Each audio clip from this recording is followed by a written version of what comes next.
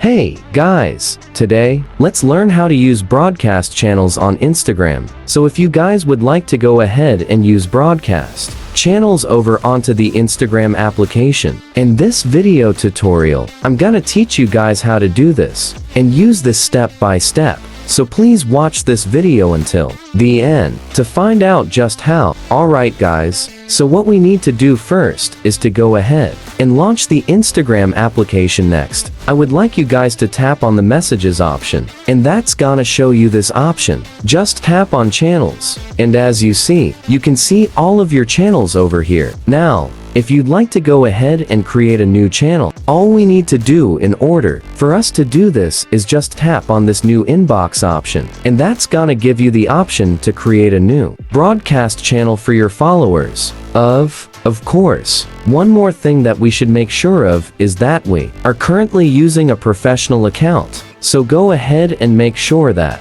you are using a professional account on your account, guys. And that's basically for this video. Thank you guys for watching. Please like this video and subscribe as well if you guys learned something. And I'll see you guys on the next video.